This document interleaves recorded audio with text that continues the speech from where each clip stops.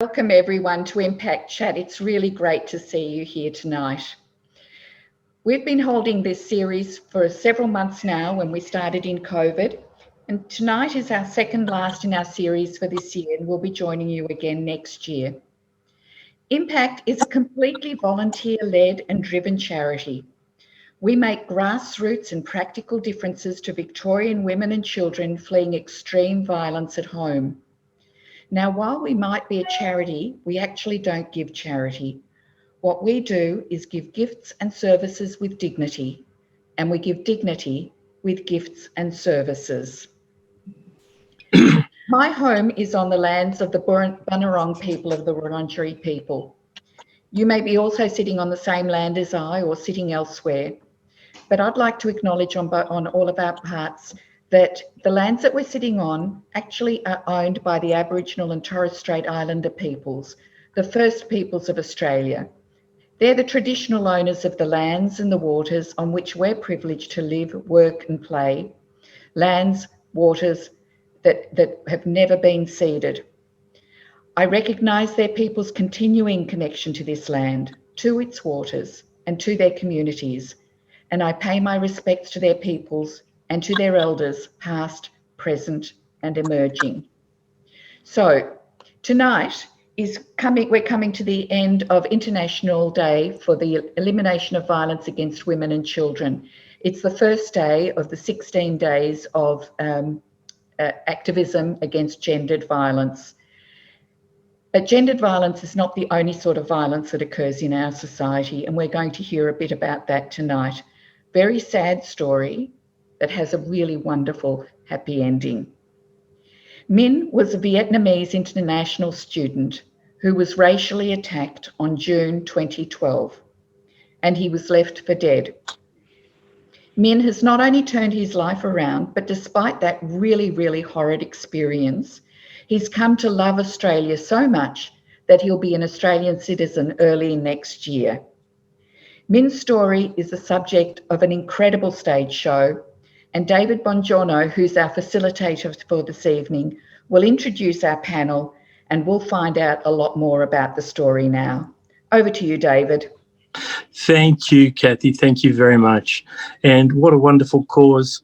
The courts, I've been a lawyer 20 years, and in my first 6, I was in court every day, and mums needing childcare. Nothing could be more timely, nothing could be more important. I think it's a wonderful cause, and I hope people listening are willing and ready and able to donate because it's essential. Thank you. Tonight, I want you to imagine you're an international student, you're working a job you don't particularly like, it's particularly difficult, you're on your feet, and then you're studying. So you're exercising your brain and you're exercising your feet, and you're tired, you're walking home, and you're attacked by 3 neo-Nazis. They stab you, they kick you, they punch you. And perhaps the most abhorrent thing that was done to Minh was a brick. A brick was broken over his head. Now, I don't know if anyone's listening who's ever picked up a brick and felt its weight and felt its composition, but to have a brick broken over your head and still be around today to talk and function as a super smart bilingual accountant is nothing short of miraculous. We've got Minh Duong, the victim of this horrific attack, his best friend, brother from another mother, Adrian, and Chantal, who's writing or soon to finish a book on the whole experience. Now, I am Minh's lawyer, and I got into this because I had to. Minh was wronged not only by the neo-Nazis, he was wronged by the Australian government. The Australian government, when migration matters come to the fore, Australian government is usually criticised. In this instance, when Adrian and I accurately appraised the Australian government of the facts, the Australian government was wonderful. A lot can be said about the immigration policies of this country, but for Minh Duong, the Australian government did nothing but good for Minh in the end, once they knew the facts. So what we're going to talk about tonight, we're going to talk about what happened at the airport. We're not going to talk about the event. we'll pick up Min's story post-event. So we'll talk about the airport, Min at university, Min after university, Min's mum, Adrian, his guardian angel, brother from another mother, accounting. I come from a family of accountants and I'm a lawyer. Tells you how good I am numerically. So I tip my hat to Min. To achieve an accounting qualification in another language is remarkable. And we'll wind it up with some talk with Chantal and Australia and citizenship and what it means to Min. So Min, thanks for joining. Adrian, thanks for joining. Chantal, thanks for joining. Min, I want to start with the airport because that's when the real drama post-event began. You're going to see your family for the first time after the attack. What happened at the airport? So I came to the airport and one of the officers grabbed my visa and teased up in front of me. He said to me that I have an invalid visa and I'll be banned to come to Australia 3 years. 3 years. Adrian, were you there at the time? Absolutely. Because the immigration officer basically went up to Min as we're about to go through customs, and he called Min over. He said, "Min, come over. You have been banned from coming back to Australia because you have an invalid visa." Min presented a paper version of his visa, which was a copy, from his bag, and the immigration officer tore it up in front of me. Tore it up in front of me. That's something I didn't know in this story. That's extraordinary. Yeah, and I said, why are you doing that? And he said to me, "Who are you?" And I just said, "I'm caring for this kid." And his response to me was, "Well, you're not doing a very good job." I asked him, I go, "What are our options?" And he says, "You have two options. One, hop on that plane and work it out overseas, or we'll arrest him." And so I think I said to him, "We either stay here and fight it, or we work it out when we get out of this country." And we hopped on a plane and left. That would have been a torturous 8-hour trip to Saigon. What was going through both your minds as you travelled to Vietnam?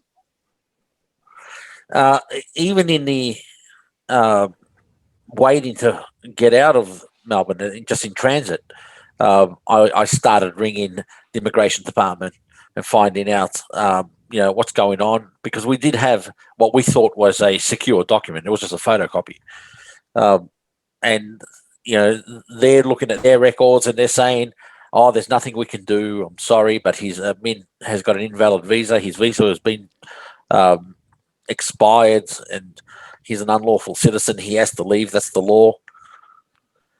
And so very, very stressed. And because we had we had a one-day stop in Singapore before we got to Ho Chi Minh. We actually went, when we got to Singapore, we went straight to the immigration department there to see if, on their records, if they could do something. And no, there was nothing we could do. The extraordinary thing, Adrian, is that you were never shown a screen and you had your valid, relevant evidence to Min's relevant evidence torn up. No one actually turned the computer around to show you whether you were wrong or right, did they? Oh, absolutely not. No. And just let's scoot ahead. Adrian was 100% right. Min was 100% right. But do you think the department actually knew, or they just were misreading or had old information on the computer? I have my theories on what actually happened. But all I can say is that we ended up we rang people in Australia to access Min's email account because we couldn't access it from overseas. So I rang a friend of mine and said, "Could you access Min's email account?" We gave him the password and all that. And when he did, I said, "Search for this document." So he managed to find the email that was sent from the immigration department directly to Min. So it wasn't a copy, it was actually the original. Now, whatever the theory is that I have in my mind, all I can say is that the document we presented to the immigration department was a document that was issued to Min in 2010. In 2010, the Labor government were involved. The Liberal government were the one that fixed it.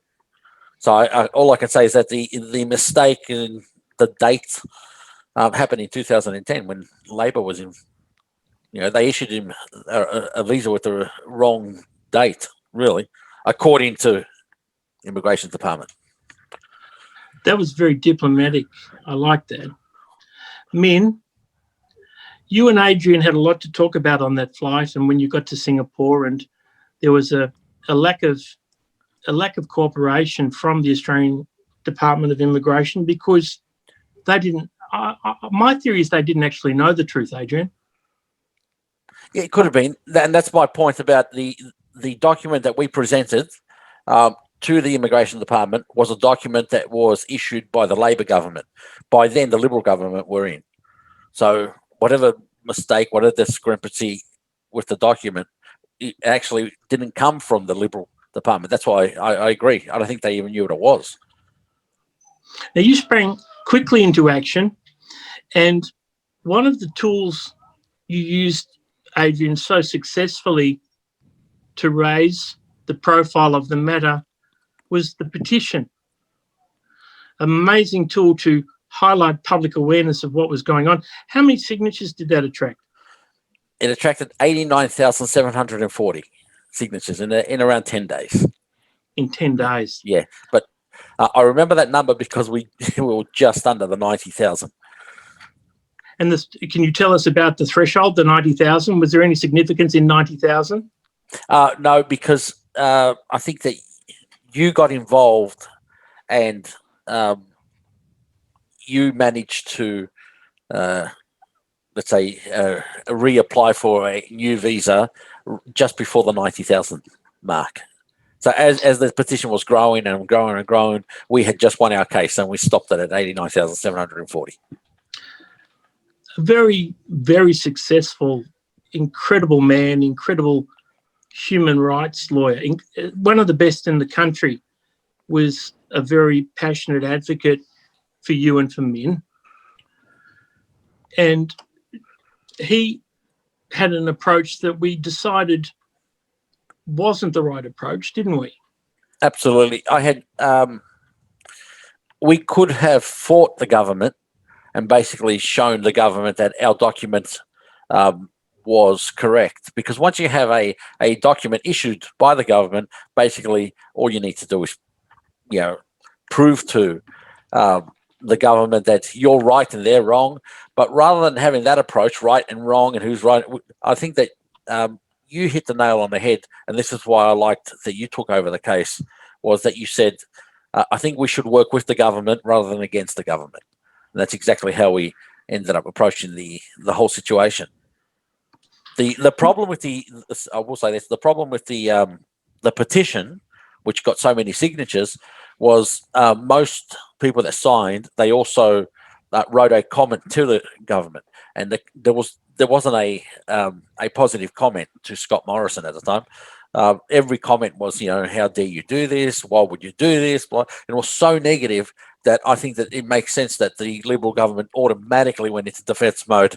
And when we approached them, they were almost a little bit shocked that we actually wanted to work with them rather than join the 90,000 people that wanted to work against them. It's a very good point, Adrian, and it's something that I think, Min, you like the softly collaborative approach. It fits with your gentle nature. How much quicker did it work? Sorry, what do you mean a quicker? How much quicker? We got a result in 2 days, didn't we? Yes, that's right. Because the department dug their heels in. What Adrian raises is something I'd not considered, and that was the adverse commentary in the petition.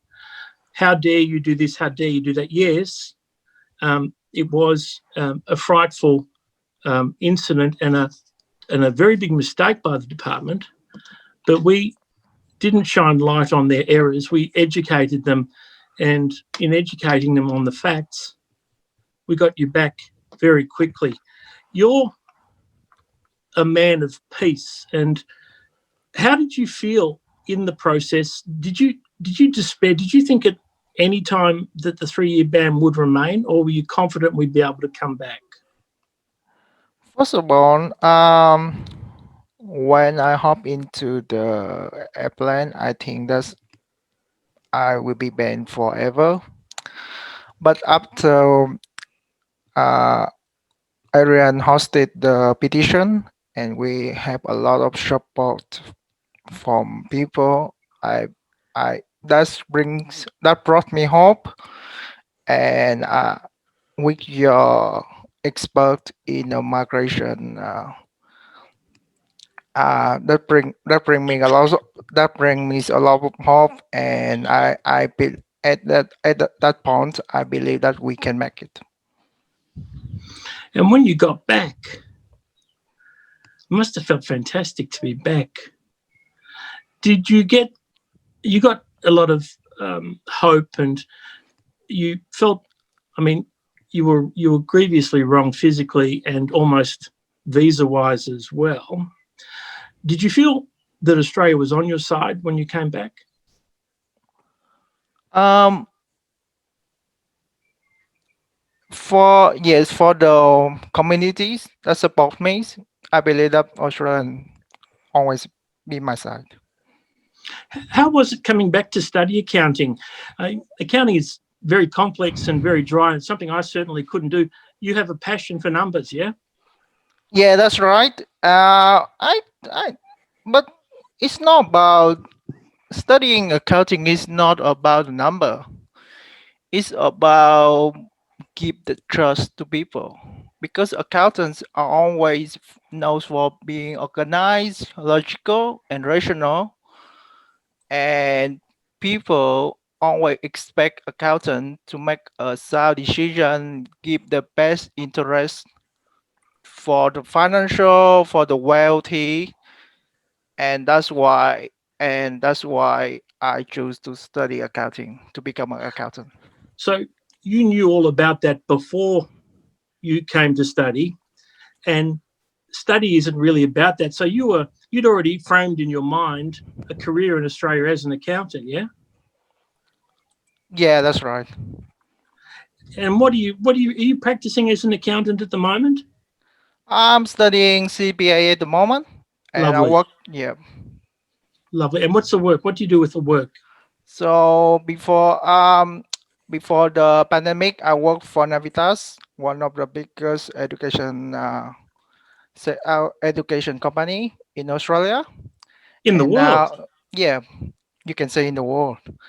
And now work for one of the education agency named Study Destination that provide some opportunity, provide some guidance and advice for international students to come to study in Australia. Outside of accounting, because when you came back, you had what, another 2.5 years before you finished your accounting degree? 2 years?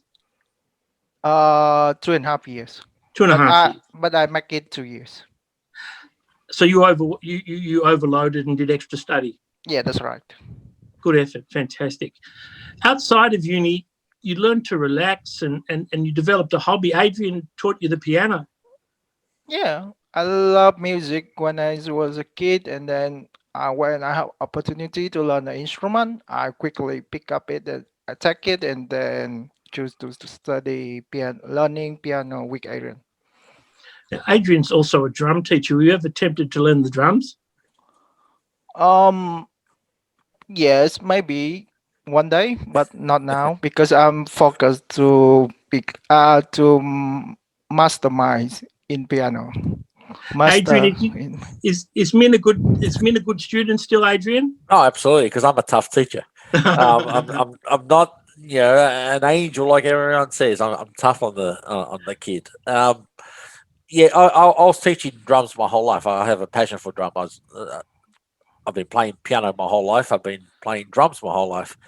So when I contacted uh, the people's the prosecution people, because I saw Min's story on the news, I said, "Can you offer this Vietnamese student free drum lessons or free piano lessons?" I thought he was going to pick drums, but he ended up choosing piano. So I had to go back to practice myself in order to teach him. So, but he's a very good student. He knows what he's doing. And And he's done recitals, hasn't he? Absolutely, because what we did throughout the journey, I know that Min had the way he got his permanent residency was through extending his contract from Navitas, where he worked. So he had a very short contract, and I thought, well, if we can get Min to play in front of the CEOs and the bosses at Navitas, maybe they'll extend his contract a little bit longer and a little bit longer. So that's exactly what we did. Every performance that Min did, we made sure that there was representatives from Navitas, and every time they saw Min's story and Min's performance, they always said, "Hold on, Min, we're going to keep you in the company a little bit longer," till he became family with Navitas, and through them, he got his permanent residency. And to achieve a working visa and get permanent residency, I don't think through a sponsored company, I don't think people understand just how difficult it is. It's an extraordinary achievement, and it goes to Min's capacity as an accountant and also as a piano player, clearly. Absolutely, and also to have a company so big, Navitas, to actually support him throughout, but also through. I realized that in order to get his company to sponsor him, we would actually have to contact the CEO. So I was contacting David Buckingham and Rod Jones, who's huge names in Australian education, and they all supported Min throughout his permanent residency, and right until the end. And the beautiful thing is, before you mentioned that it took 2 days for Min to get his student visa reissued. But that's two days after so many weeks of you working day and night. So it was 2 years after the application. But it took weeks and weeks and weeks of you. Literally, I would text you at 3 a.m. and you would respond within 5 minutes. I had to. I was so deeply moved by the story. Yeah. Do you remember what they said to us when I spoke to the then migration minister's office? The lady said, "We've been looking into you and Adrian." Oh yeah. And nothing but good, of course. Nothing but good, of course. Well, we can't say anything bad. What's this? What? I mean, I've heard Min play, and I think he's excellent. How? To me, as a layperson, he seems to have picked up the piano very quickly. Absolutely. It's probably his maths background. He sees the system. And me being Italian, I always tell him, okay, forget the system now, put the passion into it all. Exaggerate a little bit, think of the Italian operas, take me through a journey of some sort. But yeah, he has picked up. He's never touched the piano in his life, and slowly he's getting there. What does he play best, and what do you think you play best, Min? Adrian, what's his best piece? Well, with Min, I concentrate on I studied at the Victorian College of the Arts. I studied composition. So I actually wrote piano pieces specifically for Min. And we're planning to release an album either next year or the year after, depending on how the show goes. But we're definitely going to release an album. And the album will actually take a musical journey of this story. So, and every piece will be named after Min. For example, Min's Waltz, Min's Turmoil, Min's Tear, Min's Smile, and it's basically every piece of music will take us through the journey of this, similar to the old Peter and the Wolf, but Min's story. And Min, what's your favourite piece that Adrian's written for you? My favorite piece, actually, I love all of the pieces, but and now we rearrange a new pieces named Wazing Matilda, one of the famous folk song in Australia, and that is one of the songs that motivates me to come to Australia to study. When I heard that first time, I heard. But we actually, I arranged a version of Waltzing Matilda, and we had Lorenzo sing. Probably this is a good time to actually present that song, because absolutely. And this is the theme song of the We Are Australia movement, which I'll talk about after this.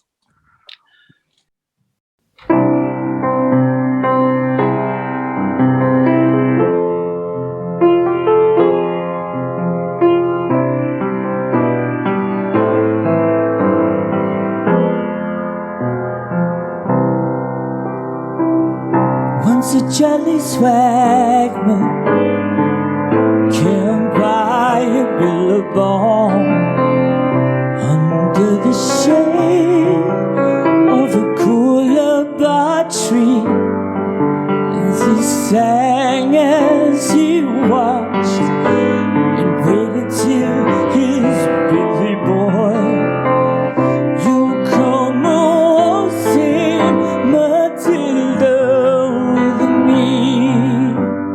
Down came a jumper to drink at the billabong. Up jumped the swagman and grabbed him with glee, and he sang as he shoved that jumper in his tucker bag. You come and won't sing Matilda with me. Up rode the squatter, mounted on his thoroughbred. Down came the troopers, 1, 2, the 3. Who's that jolly jumper that you got in your tucker bag? You come and won't sing Matilda with me. Well, up jumped the swagman, sprang into the billabong. You never catch me alive, said he, and his ghost may be heard as he passed by the billabong. You come and won't sing Matilda with me.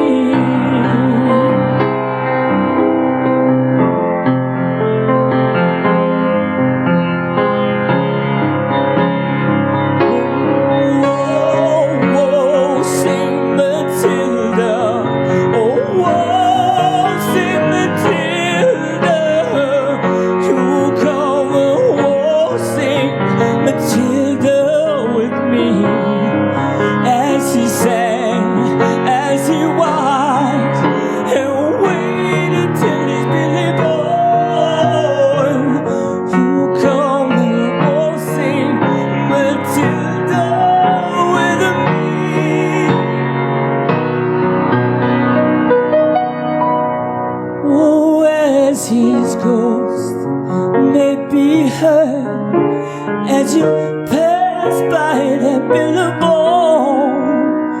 You come and won't sing Matilda with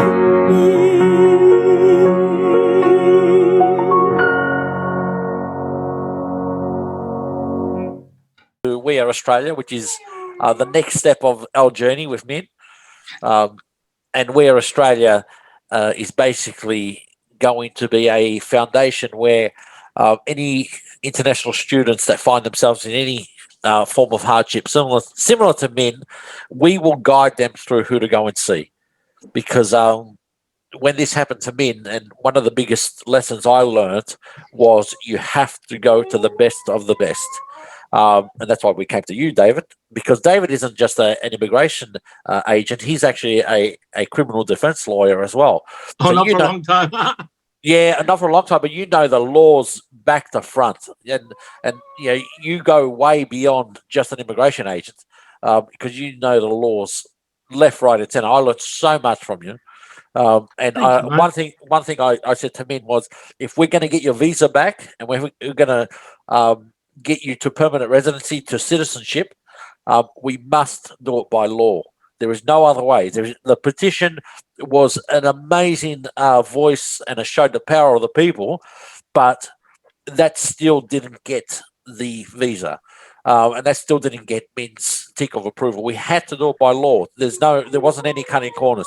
Australia is all about rules and regulations, and it could work in your favour if you're smart enough and if you get the right people. So the We Are Australia movement, which is basically a community which is going to help each other out, we're going to have the best of the best helping international students. And international students need help, and it's a wonderful, wonderful opportunity for us to give it to them, because look what's happened with COVID and since me. I mean, a lot of students have been displaced. It's a wonderful, wonderful effort, Adrian, and I look forward to being part of it as well. The We Are Australia show, we got a question, and that they flash fast below me on the screen, and sorry to come to it a bit late. Tell me about the show. Tell people listening about the show. I mean, you shot a movie. Min did some performances. What was the genesis for that? The whole purpose of the show was really just to tell the story. Min had just been given a very small contract with Navitas, and I thought, well, if I can get them to see who they are helping out, hopefully they will, support him along the way, and it worked. So the show basically is footage on TV, on all the TV shows that Min has been on and all the news. Underneath that, it's a musical theatre performance similar to the Lorenzo, I think. So there'll be songs being performed while the Min story is on a big screen, on a cinema screen, and by the end of it, it brings everyone to tears, hopefully, and it's also a feel-good story because there's such a great ending. One of the reasons why you probably haven't heard the Min story promoted in the last few years is because I said to Min, let's dedicate the last couple of years to getting his permanent residency. And that's exactly what we did. So it would have been a bit weird for me to promote a show called We Are Australia, which helped an international student who was eventually deported back to Vietnam and didn't get his permanent residency.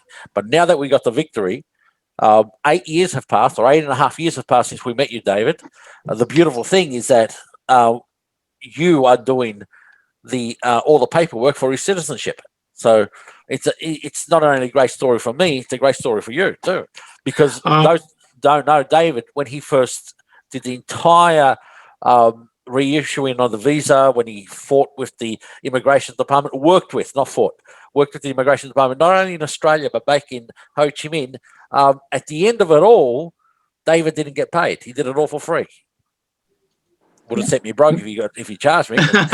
No, a pleasure. I help everybody in immigration. Doesn't matter who they are or where they're from, but I have a particular soft spot, a gigantic soft spot for international students.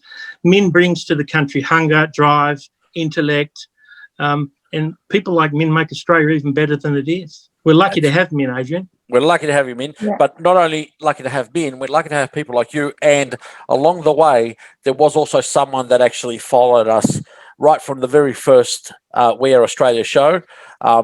And she even flew to Vietnam, met Min's family. She was invited to some of Min's family's cousin's wedding, and she was on a motorbike, and I've seen some photos, and that's Chantal. And Chantal has written a book, and I support Chantal 100%. Next year, the book at some point will be released. We're still working on exactly the fine details, but Chantal is one of us, let's say. She belongs to this story. And she belongs to the story as much as what I do and what you do too.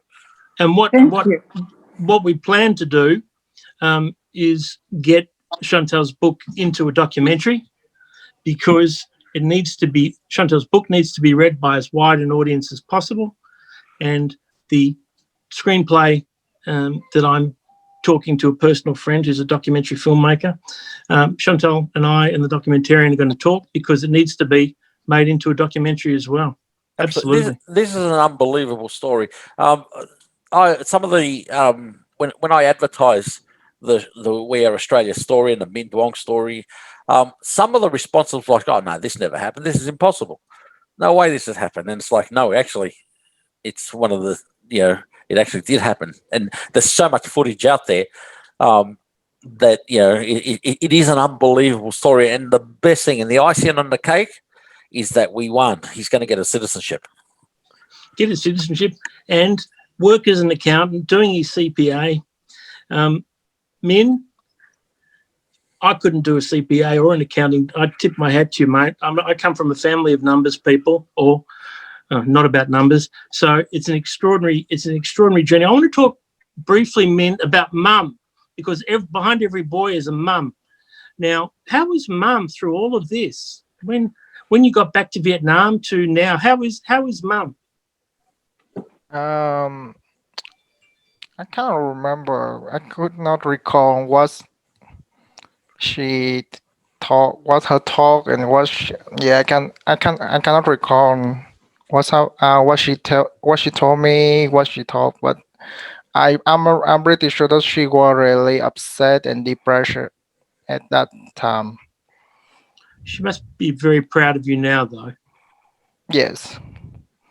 Now, how often? Well, you haven't seen Mum, obviously, because of COVID, so at least since March. When was the last time you saw Mum in the flesh? I call her every week, but the last time I seen her, I want to. Sorry. I come back to Vietnam. I came back Vietnam in last year, and I really want to stay with her because now she's getting older, needs someone to support. But I have a work here, so I need to flew back. But I always call her once a week. Yeah, we went to Vietnam in December last year, just before the COVID lockdowns happened. We got back on January 24. I agree with Kathy. She just sent a message. You're a good son, a very dutiful son. I'm going to get a little bit mushy and we can talk about Australian male friendship. Min, is Adrian your best mate? No, he's not my mate. He's my family. Even better. That's beautiful. Let me tell you, every time I have a talk to my mom, he always asks about Adrian, how he's going. He's losing weight. Let's come back to Vietnam and we take to a restaurant. And whenever Adrian's mom come to see me, we always have a good food. And Adrian's mom always asks about my mom as well, my parents as well. So we are family. We are not mates. That's beautiful. Tell me, have you taught? Now it's got to be very hard because of all the tones, but have you taught Adrian any Vietnamese? Yeah, I think few. When we watch some of the videos about Vietnam, we set some of the destination that when we come back to Vietnam next time, we will travel to them. Yeah. So I teach few. I've even I set up in my lounge room a little karaoke system, and we throw on YouTube Vietnamese songs, and I try to sing along, and just so his family laughs at me. Have you taught Min some Italian? His brother, actually, Min's brother, works in the restaurant industry with a lot of Italians that probably speaks a little bit more better Italian than what Min does. But a little bit, not much. That's all right. Min, Italian's easy. Italian's very easy, isn't it, Adrian? Just add an A to every word. Yeah, the problem is I'm bacala. That's right. That's it. Bacala is a fish. Now, citizenship's not too far away. Not too far away. Now, how do you think, Min? How do you think you've developed over the years? You've been here, what, 10 years now? Yes, that's right. How have you changed? How have you developed? I believe I become a better and better person. You can see I'm stuck as a student. Then I have a professional jobs. I have sponsored by one of the biggest company over the world. And now I'm studying CPA. So I become a better and better person and always contribute my best to the community. That's how I am. And what people can't see, are you still working out at the gym? No, you still no, doing weights? We are in. We just the restrictions just ease, so I just start going back, but not now. Because I hadn't seen you for a while, and you came to the office one day, and I thought it was Arnie Schwarzenegger. You look like. Yeah, now I'm a Jackie Chan. Yeah. Jackie Chan. Chantal, the story is a very important story. It's a very important story, Yes. and you've turned it into a book. How did you come across Yes. the story? First, I signed a petition when Ming lost his visa. And a few weeks later, I received an invitation to a fundraising show.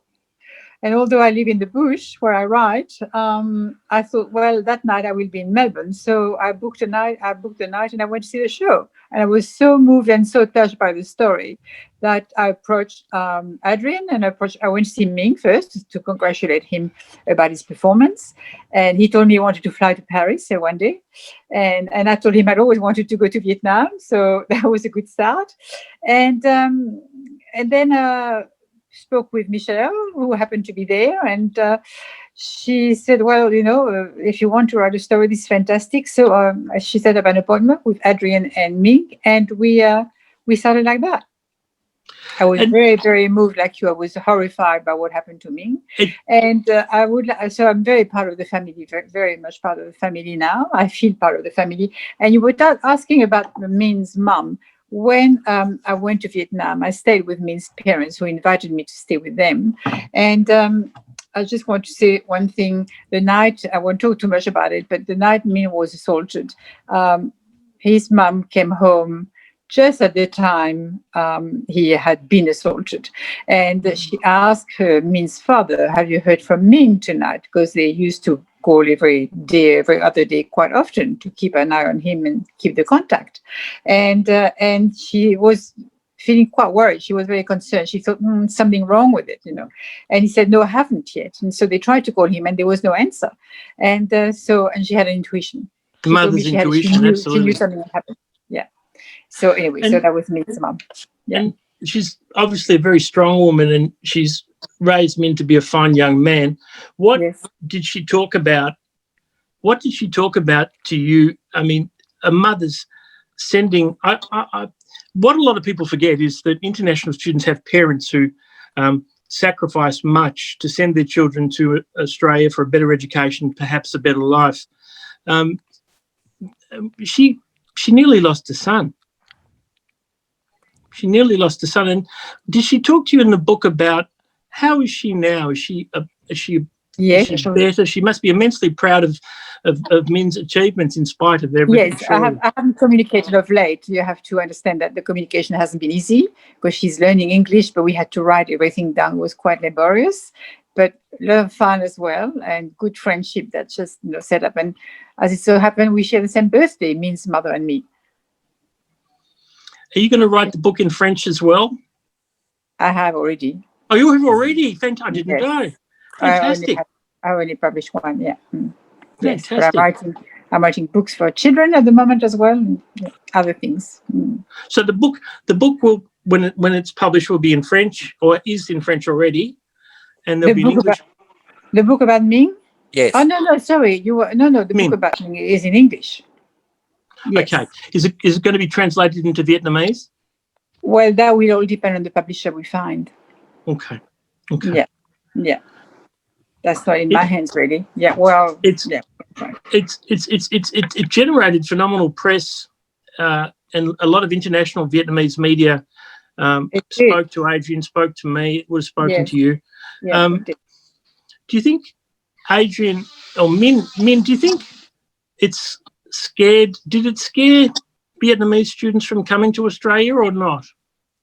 It did for a while, from what I could find in the research, certainly, yes. And there were some warnings passed around, absolutely. Why would it not? It had to scare. Exactly. Yeah, it was scary. It's scary what happened to me. And I know. he was very brave. He's recovered so well. I am proud of him too. Oh, well, I was doing a tour of Indonesia a few years back, and trying to explain to some of the teachers that I was touring with, Indonesian teachers that don't speak English, the story. And I couldn't do it because my Indonesian wasn't very good. But what I did do was I went on Google, did a search on our story, and found it in an Indonesian newspaper, and I forwarded it to those teachers, and they said, oh, and then they were able to follow our story in Indonesia. So it did go worldwide. I found the article in India, I found it in Italy. In Thailand, yeah. Thailand. It has gone all around the world, and it is a massive, massive story that needs to be told. Really, what it's also done on a Vietnamese community level.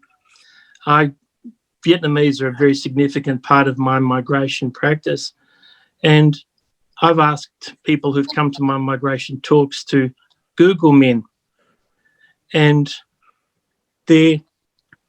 while Chantal, quite rightly, you said, it scared a lot of people from coming to Australia. The response generated by Adrian, by the petition, the response generated has made a lot of Vietnamese international students feel they are truly welcomed here. Do you agree with that, Adrian? absolutely. One of the biggest lessons that I've learned through this experience was that Australia is the greatest country in the world. I can comfortably say we are not racist. Not at all. Everyone that is on this Zoom chat now, I cannot say anything but great things about. I know the work that they're doing. Besides helping us tell our story, I know that the work that they're doing in their own right, in their own world, and it's an absolutely amazing country. Every time we turn on the news, we see, how bad Australia is and all that. But the whole We Are Australia movement that I'm trying to start is, hold on, let's start representing Australia the way it should be. We aren't racist. We aren't evil. We aren't violent. All that. Of course, some of that happens, but that doesn't make us. That's not, Australia. And I also like to say that international students, especially international students, should not be separated from us. I believe that a country is made up by its people, and if there's Correct. international students here at the moment, they are part of Australia. They are Australian while they're here. They may not be born here, they may not have an Australian background, but they're part of us, and they're part of what makes Australia great. So rather than continually separating international guests and students, no, make them part of us. And that's the whole We Are Australia movement. That's why it's called We Are Australia, because we are Australia, including the international guests that are here. Beautiful words, Adrian. Beautiful words. Minh, citizenship is not far away. It's been an incredible journey. My last question to you, what's been the best part of the journey so far?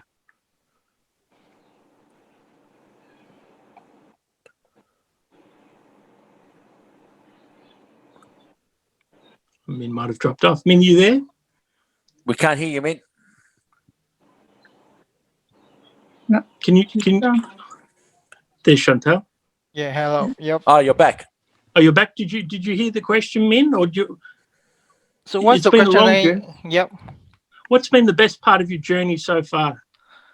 The best part is I know a lot of people, and I know that I make a right decision when I come to Australia.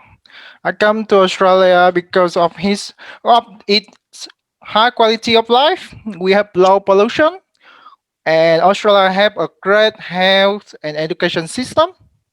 Yeah. And now, thanks to Mr. Prime Minister and his team, we are one of the country that control the COVID-19 pandemic effectively.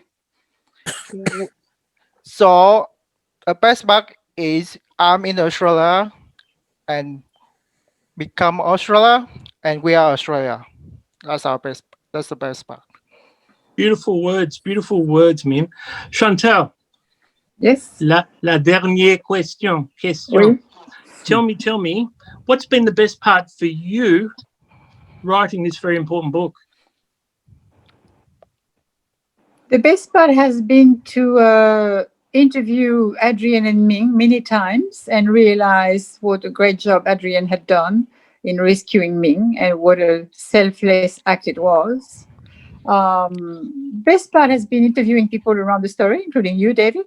Meeting Professor Higgy, who looked after Minh's teeth, and poor Minh had no teeth at the front for about 4 years before he could get any compensation and could get his teeth fixed. Meeting people who looked after Minh as well, and going to Vietnam, of course, that was a great highlight. Yeah. And writing the story, because the highlight of the story, as you said before, is the way Minh was rescued. That was just wonderful to see, and to see Michelle and other artists coming to organize that show. It was just very inspiring story. Benevolence at its Adrian, best. What's been the best part for you so far? The best part is probably the awakening and the realization that Australia is the greatest country in the world. That's the biggest realization. You know, you can live in a very naive and closed-minded world, thinking that everything is bad. And no, this journey has awakened me. I've travelled the entire world, and I always come home, and Australia is it. Beautiful words. Adrian, Chantal, Min, thank you for taking the time to talk with me. Kathy, back to you. Thank you. What an incredible bunch of people we've met with an incredible story. Min, I think everybody on the screen would adopt you if we had an opportunity to. And I'm so glad that you will be a fully fledged Aussie very, very soon. Guys, I've got some bad news for you. It's only 30 days to Christmas and it's only 15 days to Hanukkah. So if you haven't organised your presents, please think about the this calendar that I put up, the Bin Sheilas. It's very Aussie. That'd be a great present to send to Mum, Min, for the holiday period. You can order it online. Go to www.binsheilas.com and all the proceeds of that will be coming to Impact. Now, in a fortnight, we'll be having our last Impact chat for the year, and we'll be talking with Maurice Ritz, who is a plastic surgeon. He'll be in conversation with Lara Carey, who was a journalist. She was a guest of ours earlier in the season. And they'll be talking about lots of interesting things. He'll probably tell us some stories about some celebrities without mentioning their names, I'm hoping. But also having a discussion about cosmetic surgery versus reconstructive surgery. And Maurice is very well known for his reconstructive surgery and working with lots of people. Just as we heard that Min had to have reconstructive work done on his mouth, we find many, many women need to have similarly dentistry work, but sometimes facial work done as well because of the injuries that have been inflicted upon them. Adrian, Chantal, David and Min, you've been outstanding guests. We're going to have to get you back another time. We've really enjoyed listening to the music too. Now, I'm just going to share one more screen with you because Michelle has donated 5 CDs from the show, which we'd like to give away in a random thing. Now, let me just see if I can share this properly. Here we go. I've put everybody's names up here. So let's go. First one.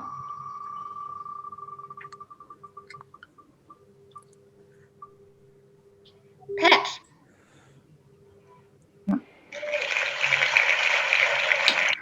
Pat.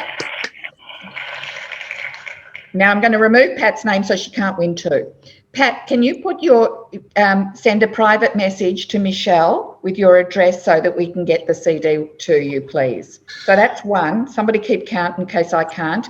I was only a maths teacher, but I'm certainly not an accountant.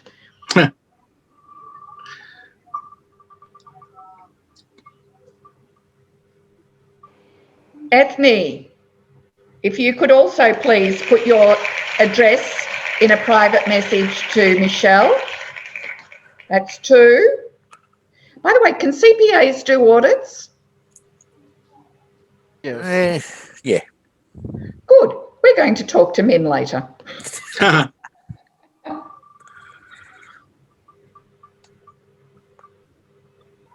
Sue, you've won the 3rd CD-ROM. If you could also please put your details in the chat for Michelle.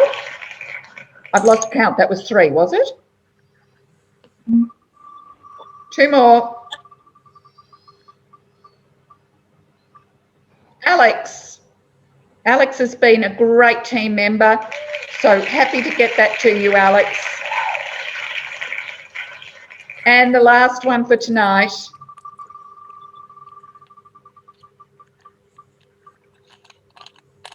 Monique. Yay.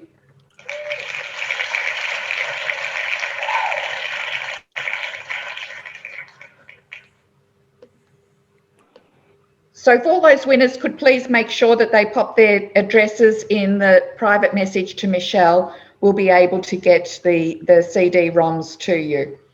Was there any, I told you about the calendar, just letting you know with our Christmas packing, of course, we haven't been able to do because of COVID, our great big one, but we've got 20 shifts going. We've had one already. We've got one tomorrow, one day of 3 shifts tomorrow, and then 6 shifts over the weekend, and then again next week. So we've been very, very busy and getting the work done, which we're really, really pleased we can do, because the incidences of family violence have gone up quite remarkably during COVID, and these people need our support. As David plugged for us early in the evening, if you're in a position to do a donation, donations are tax deductible, and any donations we receive tonight as a result of this discussion will be directing to that court childcare program. So till a fortnight's time, when we see you with Morris Ritz, who my mother, my 91-year-old Holocaust survivor mother with a very heavy accent and not much memory, but when I told her today we're having Morris Ritz soon, she said, "Oh yes, Morris is best for tits." So until then, please everybody stay well, stay safe, and see you in a fortnight. Night, night.